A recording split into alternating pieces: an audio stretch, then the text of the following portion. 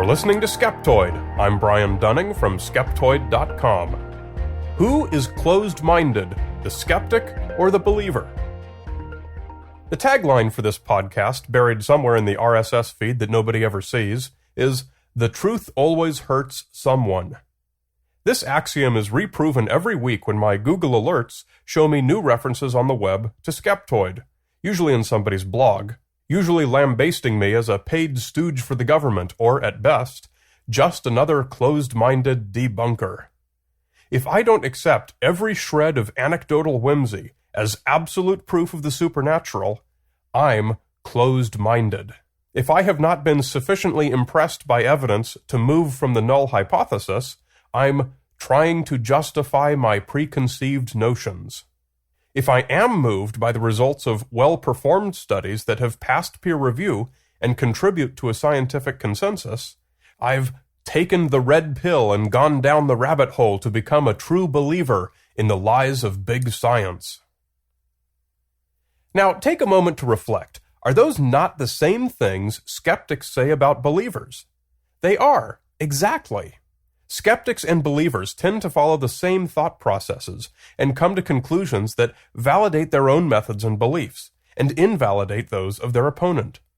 More than once, I've had a conversation with a well-read, intelligent, articulate, true believer, who charged me with the same flaws in my logic that I found glaring in his. I've watched debates between the top names in science and pseudoscience, and seen these conversations deteriorate into little more than "takes one to know one," "nuh-uh," and "I know you are, but what am I?" To be an effective skeptic, it's critical to understand that your opponent is not simply a lunatic. Maybe some are, but the majority are as intelligent and thoughtful as you. Dismissing your opponent as crazy is a weakness in you. When a skeptic talks with a believer, he often finds the believer to be closed-minded, in that the believer is not open to any evidence that challenges his belief. The fact is that the believer also finds the skeptic to be closed-minded, in that he does not accept the evidence that supports the belief. From the perspective of each is right, and that's really important to understand. Being closed-minded is only one crime of which skeptics and believers accuse each other. Both also accuse each other of being believers, and consider themselves skeptics. For example, a 9/11 truther honestly believes that what everyone observed on 9/11 is not what happened, and that the consensus of what witnesses, victims, law enforcement, and emergency services experienced on that day is merely a government fabrication. They are skeptical of that fabrication, and thus consider themselves skeptics. They consider those of us who accept what was reported on that day to be believers, as if we deliberately close our minds to their hypothesis and instead uncritically accept the, quote, official story.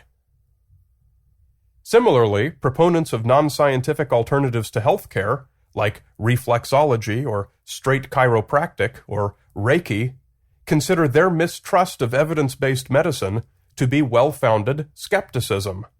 They consider those of us who, quote, blindly accept what doctors and pharmaceutical companies tell us to be uncritical believers.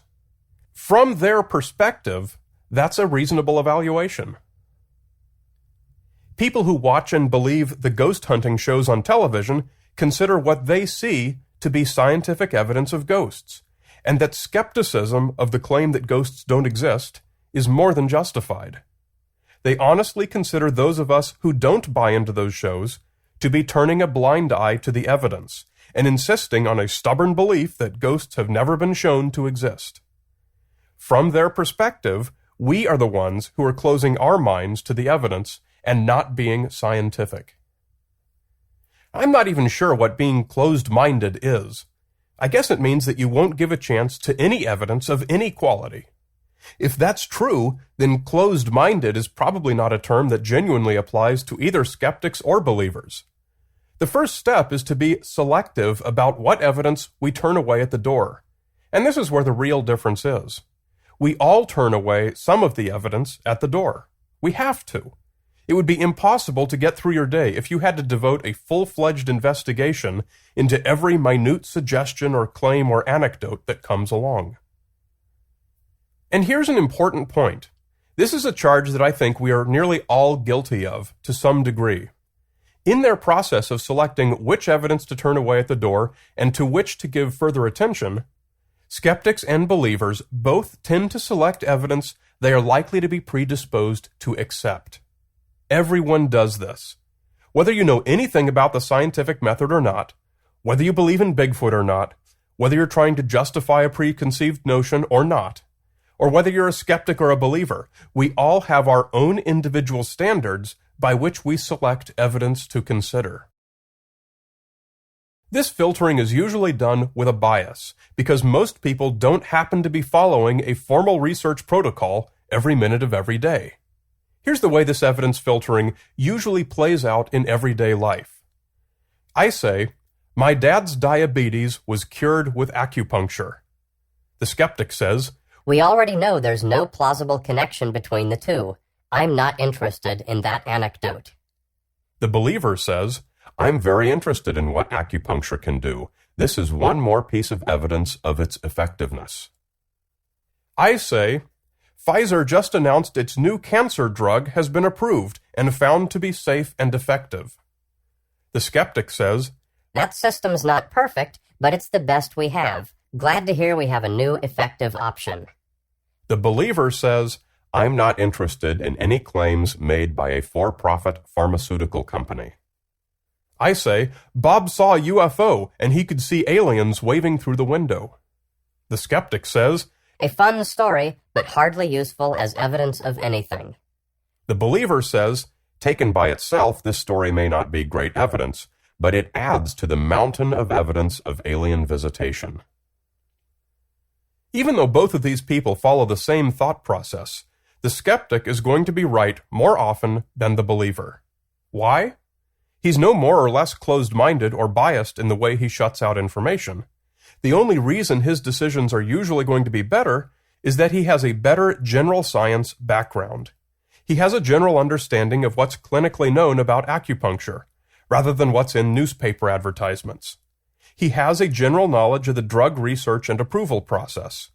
He has a general understanding about quality of evidence and the value of anecdotal evidence.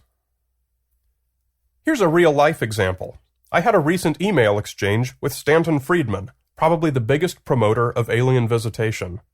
He's best known for his promotion of the Roswell mythology, following the National Enquirer's 1978 reprinting of the original 31-year-old uncorrected article from the Roswell Daily Record. In our emails, Friedman accused me of closing my mind to all the evidence out there. Fair enough. I do filter out evidence that's purely anecdotal, ambiguous, irrelevant, or otherwise useless. So I asked him if he could provide a single piece of useful, unambiguous evidence of alien visitation. He replied in part, I certainly don't have a piece of a saucer. There are about 4,000 physical trace cases from about 90 countries.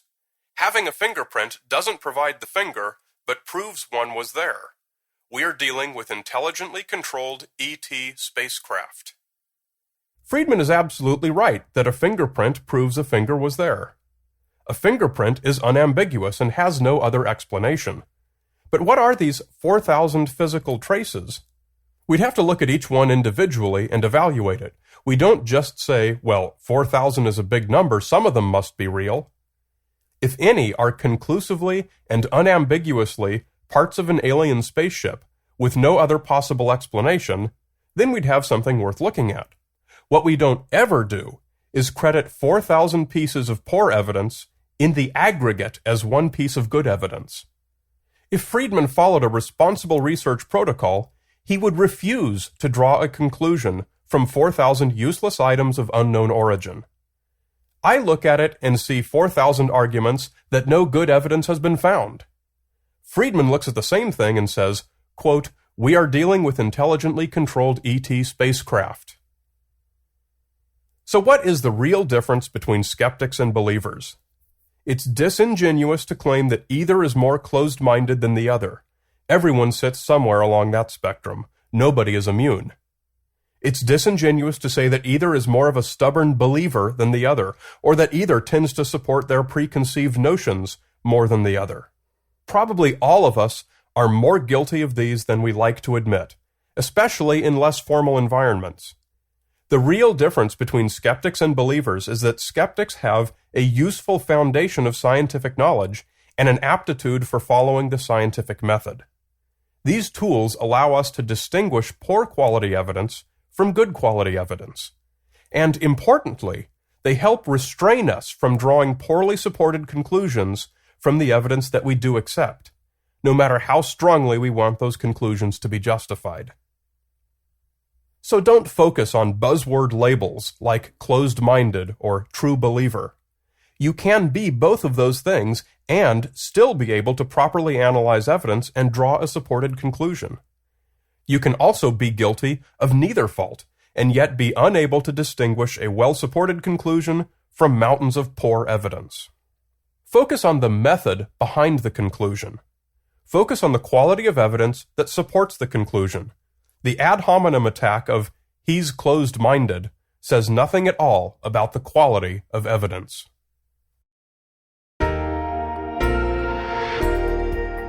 Skeptoid is made possible only by support from listeners like you. To get your free gift for supporting Skeptoid, come to Skeptoid.com. You're listening to Skeptoid. I'm Brian Dunning from Skeptoid.com.